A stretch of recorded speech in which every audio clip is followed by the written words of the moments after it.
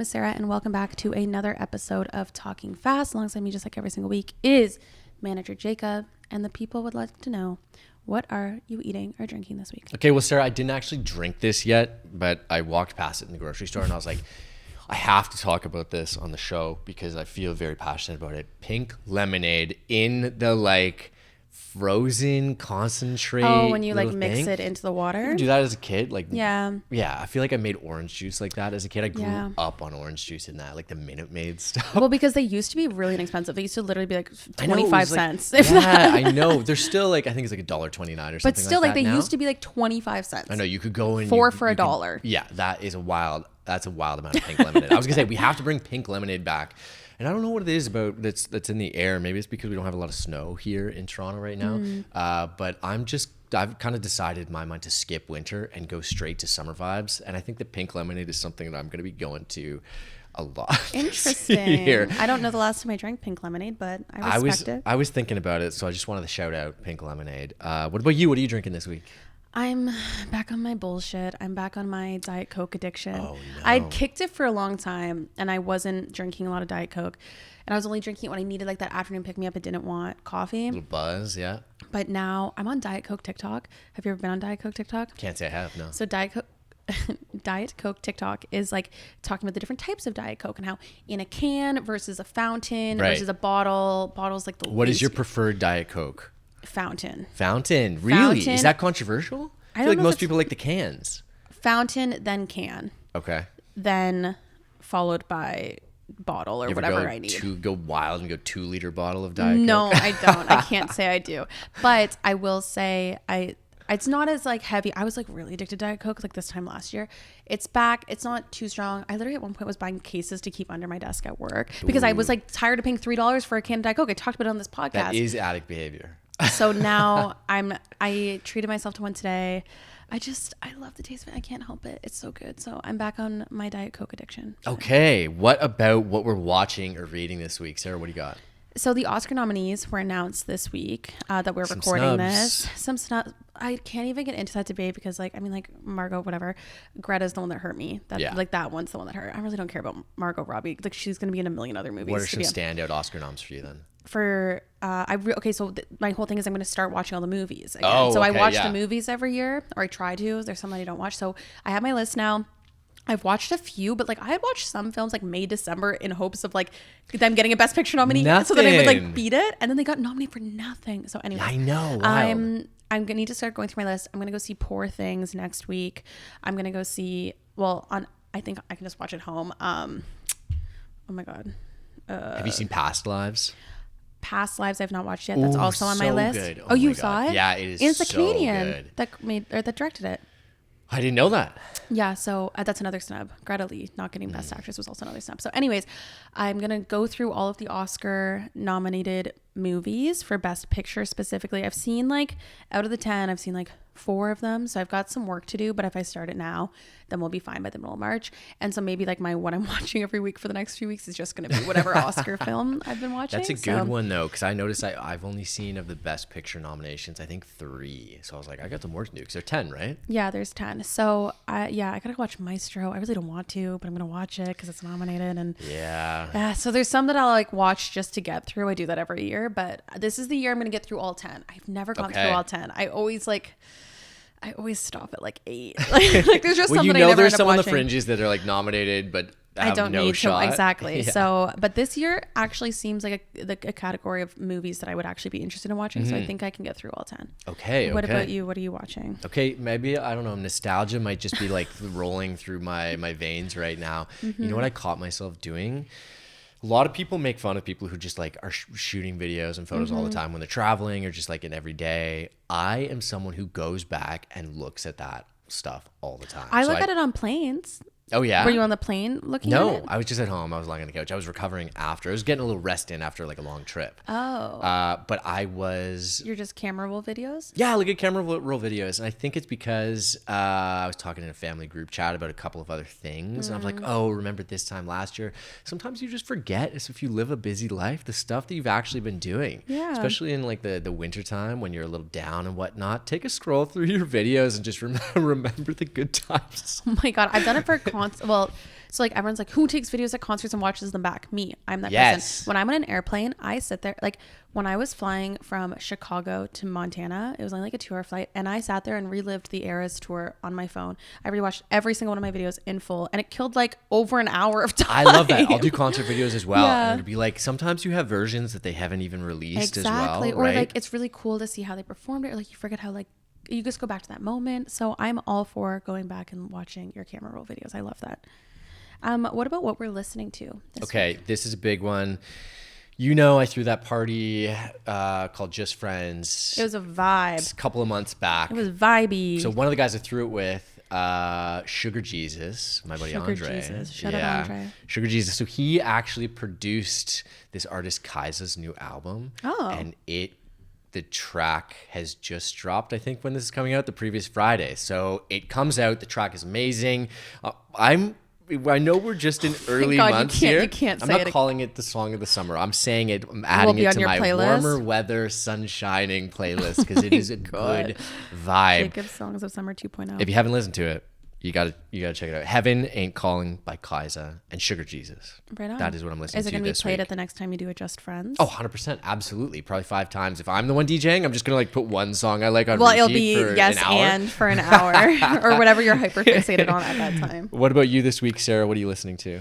I am listening. I'm back on my podcast game. I'd fallen off for a little bit about listening to different shows, but I'm back to listening to Smart List because again, going with like Ooh. Oscar season because they're like seen as like a legit media organization, which is crazy to me. But it's like whatever. They get all the big Oscar nominated actors on. Right, So okay. Emma Stone's the episode I'm listening to right now, and I love Emma Stone. So like getting to like hear her in a more casual setting like this is like really refreshing. So yeah, I'm listening to like all like the ones related to like film and movies right now. I'm very much like in that space. Well, a good accompaniment to watching all of the Best Picture nominations then too, right? Go see Poor Things next week and then also have Just Listen to This with Emma Stone. Exactly. So I feel like I'll get to like know more about the films and the people behind them, which is really cool. Ooh, that's a good one. What about somewhere you went this week, Sarah? So another bar opened up in the Well. I saw someone commented on my TikTok. I still haven't been. Someone, that's wild. Someone commented on my TikTok. It was like, Toronto TikTokers love nothing more than the Well. And I was like, it's actually kind of accurate, but it's because everyone kind of lives in that area, like lives west. Well, and so not everyone, but yeah. Are you a Toronto TikToker? So it's so close to like it's so close. It's like a 5-minute walk. So another bar opened up. Tara and I went last night, and it's actually a bar that's in Calgary. So Lulu is a restaurant in Calgary. It's a restaurant and bar. It's like Polynesian inspired. Ooh, okay. And it's got like really good food, and the cocktails are really fun, and they're like not crazy expensive. Like you're not paying like $28 for like, it's like under $20 for a cocktail. Right. And they're like, they come in fun glasses, like cats and stuff like that. And the cocktails are really, really good. So we went back last night.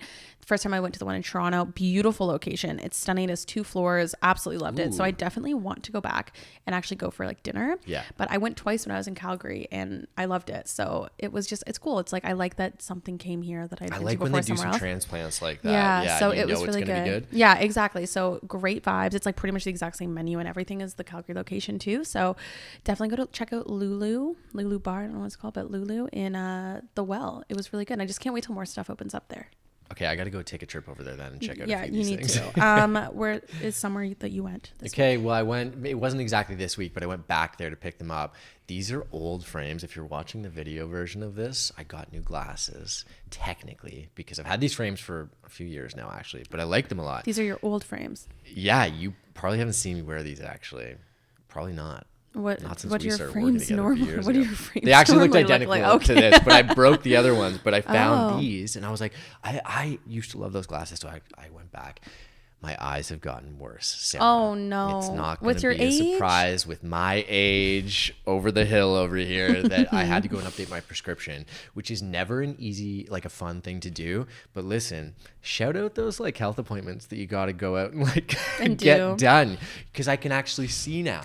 Yeah, it's alarming how little I can see right now, and I really need to go get my eyes checked. So you just reminded me, maybe I'll book an appointment tomorrow because it's necessary. It is so easy to put off an optometrist appointment. Yeah. But once you go out and do it, you're like, oh, this isn't actually that bad. Sarah, finish us off. Something you did this week. So I've started lifting weights. Oh, lifting okay. Not very heavy things, but heavy things to me. Yeah. I don't really know what I'm doing. I often just go on TikTok and look up arm workout routine, and it's actually really easy because I can just I follow along with the video and it's very straightforward. I learned a little bit from going to workout classes at 45 and stuff like that. Mm-hmm. But I feel like such a gym bro when I have my over-ear headphones on, because I only ever have earbuds in, because normally I'm running or doing cardio. But when you're doing weights, it's you're just lifting heavy things, so you don't have to you can have the over-ear headphones. I don't know. I just feel I fit the aesthetic of it now. But I've been really enjoying it so far, and I like feeling stronger. So have you ever done what do you call it?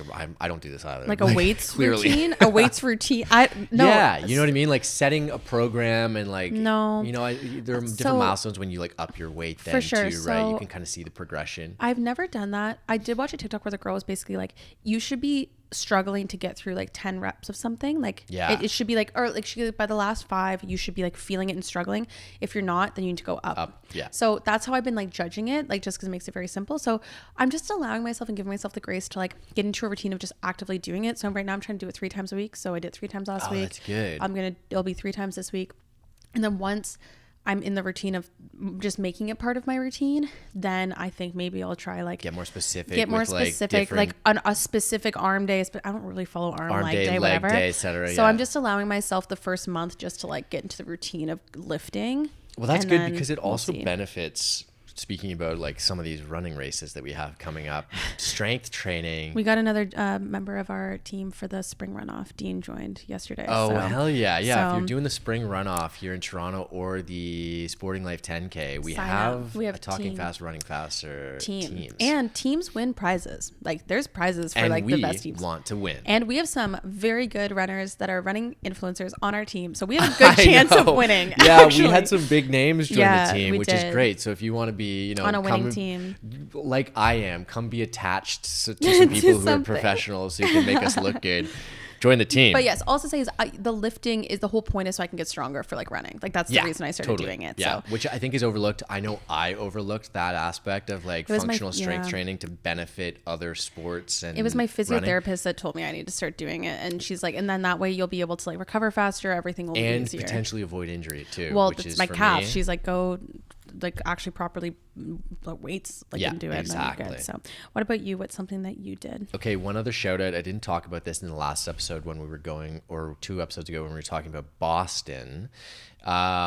We also went in Boston to Moulin Rouge, the musical, or live theater, and I was like, whoa, it's actually been a little while since I've gone to a musical and seen live theater. Yeah, I think you went recently, right, to one of them here? Yeah, I went. Well, I've been to a few. I went to this Christmas's one that was really good. I went to go see the Alanis Morissette one. Yeah, and I used to do it pretty often. There's some really good shows this year that you should see in Toronto. Yeah, Toronto does. That's what I was looking up. I was like, Toronto's got good shows. Wicked. And there's something about when we're doing the podcast and looking at what we watched or read this week, sometimes it's wow, I didn't really consume anything, or I watched a TV show, tried to start a TV show that wasn't very good.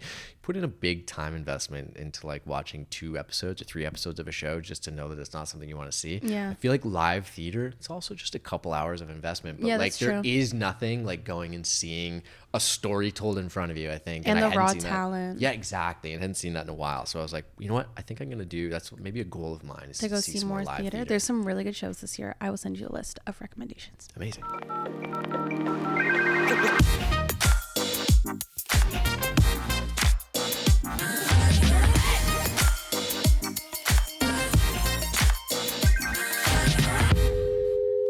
Today, I'm so excited to welcome our guest, Jenn Harper, founder of Cheekbone Beauty, the first ever Indigenous-owned and founded cosmetics company. After gaining popularity quickly from being on Dragon's Den, Cheekbone Beauty is helping Indigenous youth see themselves in a beauty brand.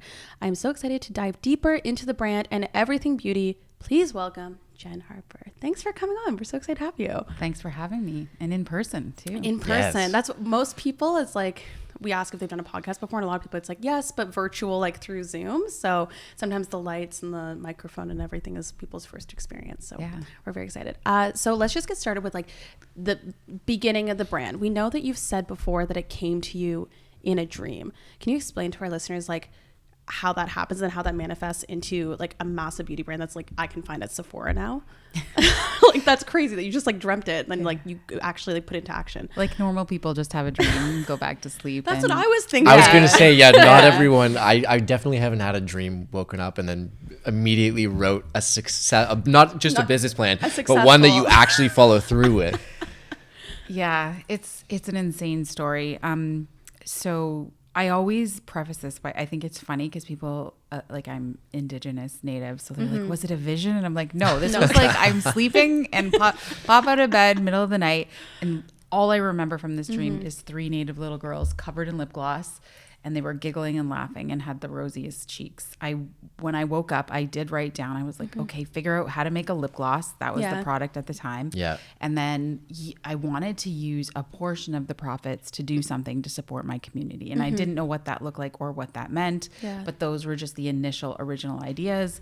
And fast forward to all these years later, sure enough, we sell products, lots of color cosmetics products. And then we're a B Corp certified company. So we give and commit 2% of our annual revenues back to causes that matter. And for us, that's our Indigenous scholarship fund, as well as 1% for the planet, because the whole mission of our brand is about sustainability through this idea, through this Indigenous lens of like thinking about how Indigenous people lived long before, arrival to modern day North America, and what that looked like for my community, which are Anishinaabe people, and I'm Ojibwe from that tribe.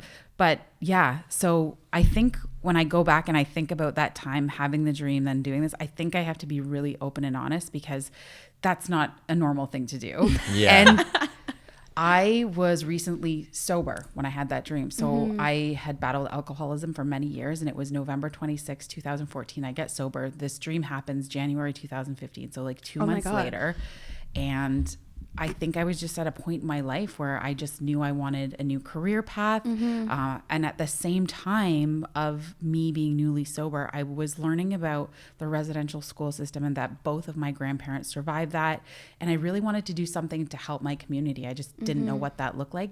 I was a big fan of brands like Patagonia and Tom's Shoes that where you can really create a business, but like be doing good at the same time. And I'm like, is that even possible? And that was the beginning of the idea.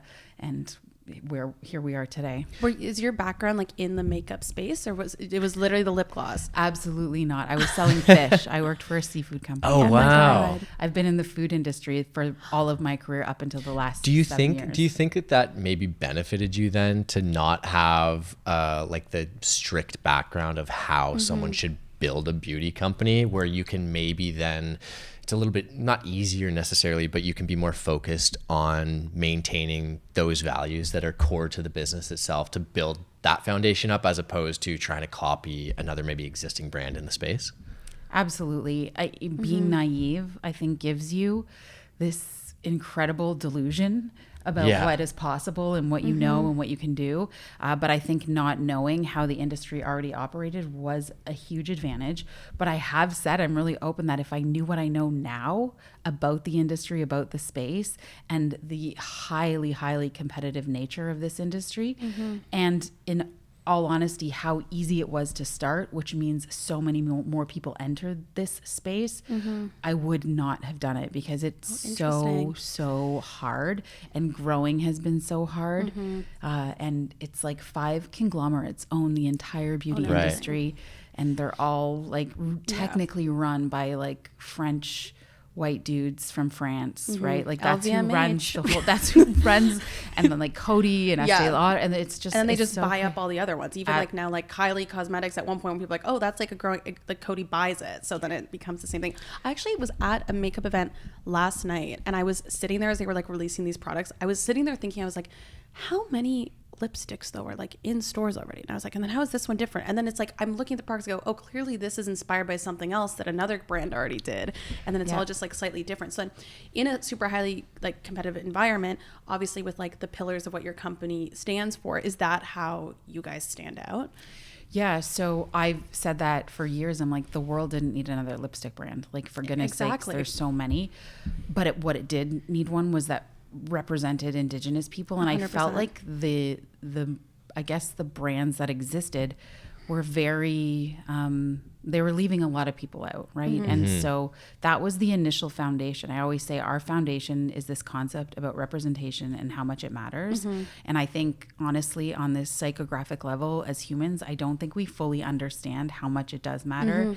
I recognize now, you know, from my own community, the feedback we get of people just like crying while they're standing in front of our like Sephora display, and people that I don't even know personally. Like I met someone this week when I was at a speaking event, and she said she just stood there and with so much pride. And I was thinking, I had shared this story a lot over the last couple of years because it was really powerful for me. I've been saying from the beginning, I'm like, representation matters. And then I had this opportunity where I actually felt it. We did these eventing at Sephora when we had launched only in 15 stores across the country. So this was June of 2022, and it's Indigenous Peoples Month. So of course, everyone loves to pay attention to Indigenous I was going to people say like during that month, but checking, you know, yeah, so be it. Yeah. But we got to do these events, and I'm in the Eaton Center, and I had no idea that Sephora had paid for this like massive billboard in the center of the mall, and it was our branding, and it's like Cheekbone now Bullet Sephora. So I'm sitting at the lower level that morning when I walk in, and I was just like, I was sobbing because I had no idea they were doing that. And I was thinking about my experience as a young girl. I lived with my dad for a time in Scarborough in Native public housing, and I was 12. And so at the time, I've always, and I would come and he'd always be like, what do you want to do this weekend? And it was always something about going to the Eaton Center. I don't know why. So I'm sitting in the Eaton Center, and I was just thinking in all those years, never would I ever have imagined me owning a brand that's available in a store like Sephora, which is the biggest beauty retailer in the world. Yeah. And so that night, you know, all the Sephora clients are there, and I'm putting blush on them, and we're doing our thing. But then this family walks in. It's like an Anishinaabe family. It was like the mom and auntie, and this little girl who was about 12 and her little brother. And they were just so sweet. And she was already had confidence that I certainly didn't have at that age. And she was telling me about her TikTok account and how she had to shut it down. And her brother's like, no, you didn't. They were just being kids. Yeah. But I'm driving home that night, and I literally felt, I was like, oh my goodness, this is why this matters so much.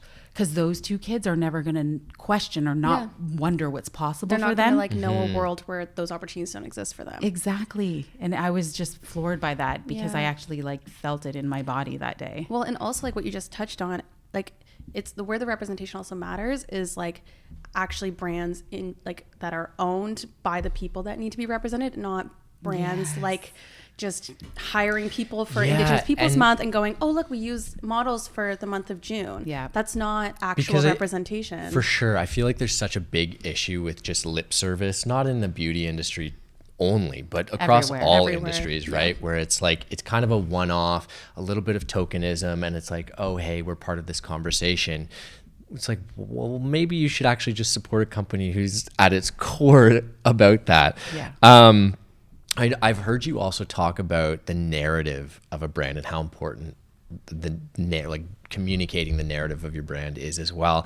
Is that something that you think makes you stand out apart from, say, some of the other more European beauty standard centric companies that are maybe more so concerned with profits as they are, more so than they are about telling a compelling story that represents people who are maybe underrepresented? Yeah, it's for sure our story, the reason why we exist, I think why we've drawn such an incredible community. And most recently, I just received like a thank you card handwritten from a customer, which I'm like, when does that happen? Usually you get an email or a DM, right? Oh, like, I love that. So it arrived in the mail, and I'm reading through it, and I just, again, recognized how much work we've actually done as a small indie brand in this space of being sustainable and bringing, I don't even like using the word clean anymore because it's so misused, along with sustainability, because there's so much, you know, misinformation that's spread with those two stories. But the client said, you know, her whole life, because of an autoimmune disease, could not use any products. And like most of our products are almost 99%, and the minimum is 98% naturally derived. Like that's what we strive for. Amazing. And then we've made these products not only natural but efficacious. Like they're actually lasting, and we've brought bold color to this category that people, for I don't know why they have not not been it figured out for so long, but we've been able to do that. And so not only now did we do the work of providing representation? But I feel like we're actually showing big brands and organizations what's possible if you just focus on the smaller things. And I get it, they're giant ships for them to turn around and work on projects. Like, that's all I've been focused on for 6 years, is like, how do we actually make things sustainable? And being so transparent with our audience and community that, okay, we tried this, that doesn't work, but like everything we sell is either refillable, is made out of compostable materials of some kind, and it's this whole idea of not us adding to the landfill. And we just did some data collection, and just last year alone, it's over 100,000 units that won't go into a landfill because people chose to purchase from us. And I hope our community grows, because I want that number to be in the millions, right? Like, make a choice when you buy a product that you're not going to add to the landfill, that you can make a choice about refillability or compostability. Well, and then also you saying that, like, bringing bold colors and things that I think other people, like in the past, maybe people felt like they had to sacrifice those things for sustainability or whatever. So being able to build a brand that, no, you don't have to sacrifice the quality of a product. You don't have to if you just put in a little bit of the elbow grease and the time and effort and focus on something and I think a lot of it probably has to come from the fact that you weren't in this space before. So like, sometimes a new perspective is like, what can be best for, especially I think, an up and coming brand. So then you're not sacrificing any of that to also then be sustainable and be supporting other like organizations by purchasing your products versus the next one in Sephora, which is really cool as well, especially if it's not directly going into landfills. Because again, we don't need more lipsticks. We don't need more lipsticks that are going and affecting our planet even more. Because like, again, when I go to Sephora and I look like those videos that are sometimes on TikTok where it's like about how much of the stuff goes into even the garbage out back and stuff like that, like, it stresses me out, the overconsumption of it. So many organizations choose to throw things away versus actually giving it away or selling it. We will absolutely never do that. We had, I think, like a bunch of cases of lipstick, they've expired, so we know we can't sell them or donate them. And so we actually worked with one of the art directors in the school board, and they're taking all of the waste products and actually making an art project out of it. Oh, that's amazing. And we will always look for opportunities like that so that we can avoid throwing things away as much as possible. Do you think that that's maybe something that's missing in the industry is I guess just having a baseline of approaching decision making with intention as opposed to maybe just pure profits? Absolutely. I mean, they're old models and they just don't work. I think they work if you are greedy, right? Like, and just want to be rich and wealthy and fill stakeholders' pockets. I think they work then, but I don't think they work for this space that we all want to live in. And we know that there's so many incredible human beings that I get to meet on this journey. And there's so many people that are more interested in doing things differently, and having the ability as an entrepreneur, like I can't believe that you get to decide the kind of company you want to make. And we've been doing that from the beginning. We actually use what is called the 7 grandfather teachings, which is based in my Anishinaabe culture. And they're simple things like love, humility, respect, and how it relates to us and the earth. And then we made those our core values. Like every organization has core values. And then we're like, how do we actually live and breathe that? And I was doing, the real business things like quarterly reviews with one of our team members, and they were just so proud to work somewhere. She's like, sometimes people talk about this, but now that I've been here, I see we're actually like living it and doing it, and it's really amazing. And I'm like, we're really small. We get to do that, and I can't promise that it will always, if you have a big company and it's growing, and I'm not there on sort of the sidelines of almost everything, but you hope that you're training and developing people that want to see it continue on the way it is. And I do think though that with with the cost of living going up and everything, I like to think that most humans would rather, if they're going to be spending their like $25, $35, $40, whatever on like a product, that I think now people are taking it a little bit more seriously too when it comes to like purchasing power. So like, and more so purchasing with brands that align with core values or that actually put their money where their mouth is with sustainability and stuff like that. So I do think, I feel it as a consumer that there feels like a shift. Have you felt that on like your side and feedback you get from customers as well? Yeah, I think people have to really understand so it takes a lot of education. I did a speaking event in Alberta at the Recycling Council conference last year, and a woman came up to me. She's like, I've heard about your brand for years, but I have to be honest, I never bought anything because I was like, whoa, this is really expensive. Now, we're no different than Sephora prices, but when it comes to drugstore, yes, of course. But one of the statements that I always make in my keynote is we can't kid ourselves that a product that is perhaps $15 or under, in some cases, I'm not going to say everything, but we have to recognize that if you look on the label and find out where something's made, you're going to almost be guaranteed that a human being is being impacted in a negative way by the purchase of your product. And just because they're not from the same country you live in doesn't mean they deserve any more respect or more payment. And I think we have to look at that this way, this whole idea of like we've transferred where manufacturing is and how things are done because, you know, it's less costly in these places, but we're impacting humans and their lives, right? And it's I think it's awful that we chose to make those decisions. And now we're not going to be perfect. And so with sustainability, it's like there is no silver bullet. Of course. There's no black or white, which is so hard for us as human beings because we just love, is this right or is this wrong? No, it means it's work on our part. We have to ask a lot more questions of brands, and that will help you make your decision as a consumer. But our community is certainly made up of people that fully understand that. But to convert, it's a heck of a lot harder. We can't do that with one Facebook ad, right? Yeah, it's like they have to hear the whole story. They have to like understand the bigger picture. And then so when it's like at what cost, it's like, well, it's at the cost of like sustainability, supporting community. Like there's so many other layers in it. And you're right. If you're able to get like makeup products that are anything under 50, like it's not coming, it's in either mass manufacturing or it's not like with the best products, it doesn't have that cruelty free stamp on it. It doesn't, like there's so many layers to it. I think that when you're right. It takes the education part, which I think sometimes people aren't necessarily. Do you find that growth is maybe a little bit slower in that sense, but maybe you're winning over customers that are going to be there for the long term, whereby, you know, someone who really identifies with what we're talking about here can then, you know, convince their friends over a longer period of time, but you're winning over customers probably for life in that case. Is that what I'd say you find? the longevity. It'd be like once you've hooked them, they're like there for life, it feels like. Yeah, and this is crazy because our customer return rate is almost 60%, which is huge, right? In the retail space. So especially once we have makeup. a customer, they come back. It baffles me. Like I always look at like the top 100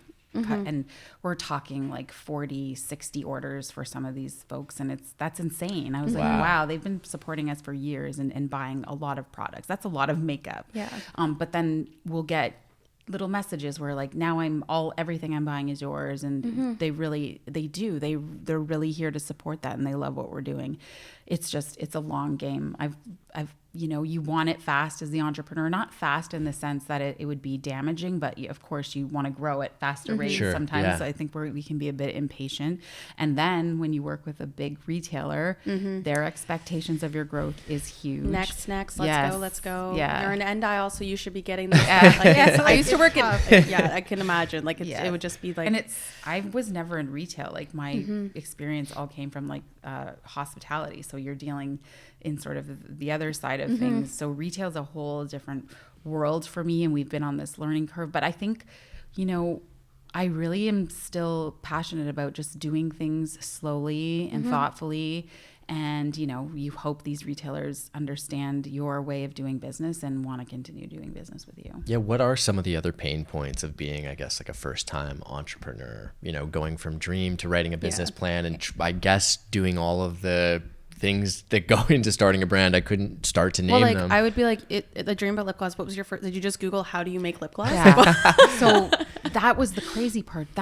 It was so easy. Now, really, I used it's called private label, and you're buying a product, and that was so easy. So I had found someone in Toronto that does that, but a year in, now I'm like, oh, that brand that I just saw on social media is clearly using the same supplier. Yeah. And then in 2018, I got to sit in the boardroom of Sephora Canada because I applied for their accelerator program. And they looked at the products. They invited me in. They knew what the products were, but I think they were excited about the idea of this brand I was building, but they were like, those products will absolutely never sit on our shelf. Oh, wow. Yeah, because anyone can do it. If anyone can do it, Yeah. then it's like, then what gives you the allure of going in to Sephora to purchase it? Oh, interesting. So I left that meeting and I was like, okay, I always knew those weren't the products of my dreams. I don't have a ton of money. I don't come from generational wealth. Yeah, of course. And so this started with $500 in this corner of my basement. And I was, small minimums. I could take pictures with my phone. I uploaded a Shopify store. All that part was relatively simple. What has been the most challenging is what I chose to do and build a lab at our headquarters in St. Catharines, hire a chemist, work with sustainability scientists, and I couldn't do that without investment. And so in 2019, just before going on Dragon's Den, that's when we had met with our who are our investment partners today, Raven Capital, but would not have been able to do any of that without their money and this vision of how can we truly transform and make sustainable products.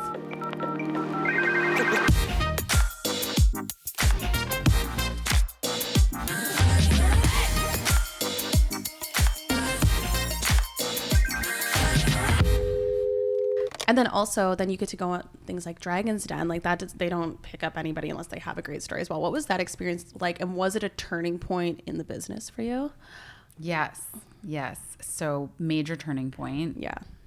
But I had tried out 3 times before getting on. You did it 3 times? 3 years in a row. Yeah, and it was finally didn't realize there's that many businesses in Canada. To be honest, that sounds crazy, but I guess there is. But I just didn't realize that many people would be auditioning every year to go on Dragon's Den. Mm-hmm. So the 3rd time I finally got selected, and then you get selected, and you don't know if your episode is even going to make it to air, right? So you go and you do. And you tape for just an hour, just over. So the segment is like 7 minutes. So it's really edited differently than it actually happens. Yeah, of course. My kids make fun of me because they're like, "Mom, you were on TV for 7 minutes and crying for 6." Right? I was like, I'm Jenn Harper cries a lot. Yeah. I'm a producer, and I don't know what I'm someone that always goes, "Don't know what crying makes good TV." So I understand. Like, it's unfortunate, but I understand. Like, exactly that's how an edit would have gone. They were like, "This is gold." Emotional gold. Yes, exactly. Let's get the audience. 100%. Yeah. But you turned down the offer on Dragon's Den. Yeah, there was a 50% offer, and I was like, and you know who was rooting for me? Michelle and Arlene. They just kept yelling, "You're too soon. You have a good business. It's just too soon. Do not give up any equity." And that is the best advice you could possibly receive. But when you're a new entrepreneur, I can tell you, you want this to keep growing. You need capital. And I don't know what I would do if I was desperate. But in my back pocket, while taping Dragon's Den, Raven Capital had given me a term sheet for $350,000 with no equity. It was a convertible note, which meant I could either pay it back at this reasonable interest rate, that $350,000, or they're going to convert that into equity. Yeah. And we have then become equity partners. Amazing. Oh my God. Oh, so then you weren't like, so then that's amazing. You don't have to be desperate. Because I can imagine as a new entrepreneur, especially if you're like still new to the space and you have all these things that you know are coming up, you're like, oh my God, I'm building a lab, I'm doing all this. And then you're standing there, it's like, it also, I feel like, and maybe you can speak to this, did it almost feel like a game show to a certain point though too? Because it feels like a competition, like you win if you get an investment almost. Like, does it kind of feel like that in the way that it's built up? It does. Yeah. I also knew, in all honesty, I'm like, okay, if we can say Cheekbone Beauty on TV, good little you're going to get there. A lot of hits to your website. And then what I also recognized is they replay stuff too. So you can feel the residual effects of the Dragon's Den effect, as we call it, go on for a lot longer, because then it went on to Netflix for a few years after that, which was really cool, because we would see bumps and we're like, oh, it must be the Netflix effect. I know. Well, me and Megan, the founder of Soul Kissed, on it. She just recently come off of Dragon's Den, and she said even just the marketing, being able to say you were on Dragon's Den, there's something. She goes, it's unfortunate, especially with a lot of female entrepreneurs, that they have to be like legitimized to these like corporate bros and stuff. But she said any corporate bro, as soon as she said I make a sunglasses brand, they're like, oh, but she goes, but I was on Dragon's Den, they immediately take her more seriously. It's unfortunate that that's how it has to go, but she does say it helps legitimize and helps with your marketing, like going forward as well. It's true, because think of all the people that don't make it to the show. So if you actually got on the show, then you definitely have a higher caliber business than a lot of other folks. So that would definitely give you some street credibility. And it is those relationships sometimes that you make on purpose for that, right? Well, and also you never know who's watching, like who's like, right? I'm sure like maybe there's a buyer for some store that like just maybe that's how they figure out new business. I mean, that'd be a smart way. I had an investor call after the show, right? Exactly. A few, not just one, like reaching out if I was still seeking capital too. So that's the thing. It's like more than just the 5 people in the chairs, which is really smart. It's like more outward. There's like way more opportunity than even you'd think. I want to jump back because we talked a good amount about sustainability as a kind of a core value of the business. But I know, and I think you even referenced it at the beginning of the episode, that you supporting Indigenous youth is also something that's important to you. And there's a scholarship fund, right? Can you tell us a little bit about that? Yeah. So funny, it was part of this dream, but I was never able to fulfill that part until 2021 when we launched in Sephora. We then use every September 30th, which is called Orange Shirt Day, or now National Truth and Reconciliation Day. We use that day to launch a new product every single year. I love that. And it's orange of some variation or range of orange for obvious reasons. And then we use all of the profits for that product to go to our scholarship fund. So in year one, we were only able to give 1 scholarship in 2021. Last year we gave 5, and this year we're giving 10. And we announced Feb 1st will be the announcement for all 10 winners of the scholarship. So exciting. And we had over 350 applicants this year, Oh, wow. which just means I'm like, oh my goodness, there are so many more to give. And if you asked my team, we're like 95% of those applications we would say yes to, right? Like they were just so good. So I'm so proud of these Indigenous youth and all of the things they're working on. Like it's absolutely heartwarming and wild to see, like, and it's, being a part of that. Our first winner of the scholarship fund, her name was Jody. And then the second year, we actually named the lip gloss after her because we had a Jody gloss. But every item that comes out for this is very limited edition. We never recreate it. So the Jody gloss, it existed once and now it's gone. But she became a lawyer and now she's back in her home community, supporting her community. Like she went and did all the work, and her whole goal was always to go back to community and support. And it's just so amazing to be a part of that. I feel like it's so tangible too for like your consumers too as well, to be able to like actually see the effect that your if brand you're is wearing having. our product, you have helped somebody get a scholarship. Like, Yeah. isn't that And then you crazy? see the grassroots actual impact of then actually going back and supporting. So we were community. talking about representation earlier, and Golden Globe winner / Oscar nominated. We were talking about the Oscars a lot actually before you got here. Lily Gladstone was seen wearing Cheekbone Beauty. Like what did that mean to you, one? And is that just like the crazy, like is that like craziest like level of like where this brand has like and shown you the growth of like how mainstream and like literally like the biggest in one of the biggest movies of the year? Isn't that like incredible? Crazy. Yeah, It's crazy. And it's all because of her. So her makeup artist is a celebrity makeup artist, Nick Burrows from Los Angeles. And he reaches out and asked us for a whole bunch of product because he does Lily's makeup. And we're like, oh, this is sweet. That's nice.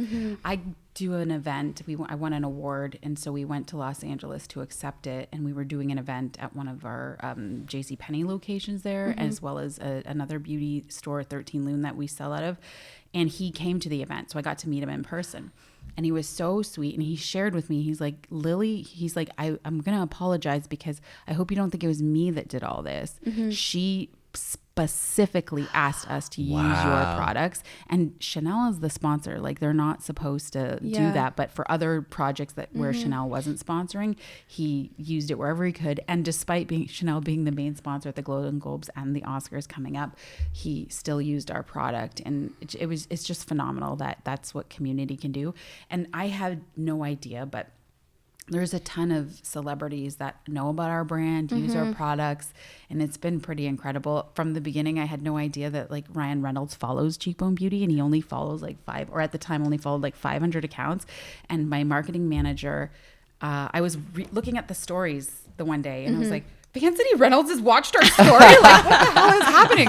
And she's like, he follows our account. You didn't know that? I'm like, no, like, how would I know? And it was the first time I think my kids were like, okay, my mom's legitimate now, right? Got a little cool. clout in the, yeah. That's like they realized that like, oh, mom's cool now. Yeah. Ryan Reynolds. That's so that's cool. amazing. But I also think like it goes back to what we talked about at the beginning of like real authentic representation, like what Lily Gladstone's been doing on like the mainstream media circuit, like taking like her platform and like everything she's been wearing, jewelry, dresses, has all been like Indigenous owned brands. So even now knowing that's like the makeup on her face as well, just like it just goes to show the importance of representation, because it's not just about Lily Gladstone being the first Indigenous like actor to be in this position, but it's also the fact that then the ripple effect, like you said, of community, that she's then supporting so many other people and entrepreneurs and communities outwardly that way, which I think is like the more powerful thing than ever. Like, like it's not, it's, and we've talked about like not just putting your money where, like put your money where your mouth is, and like not just like the people that like do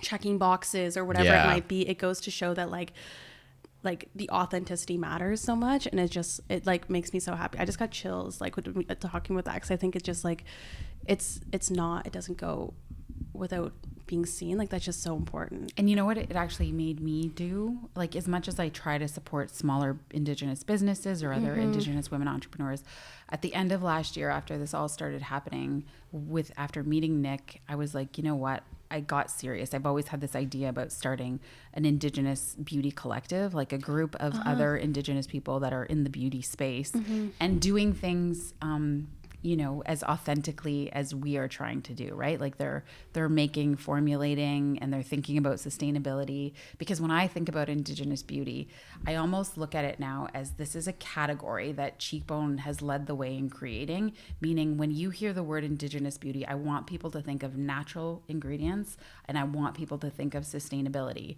And we're carving out this space in the beauty industry because French beauty exists, like that's known for like perfume and red lipstick, or Korean beauty is all about excellent skincare, right? So all of these other cultures, or Ayurvedic beauty, right? Oh, like that's so true. Yeah, they all have their reason for existing and their meaning. And so I'm like, Cheekbone and now these other beauty brands, we will all share this space and we'll be a part of this collective called Indigenous beauty. And then the world will then start to recognize and understand what we bring to the beauty industry. Well, I mean, I even noticed you're wearing it like an Ani like sweatsuit, like, and that's another Indigenous owned brand, which I adore. I have my favorite bucket hats like are from there, like the best, because I used to be up at Sacked Market.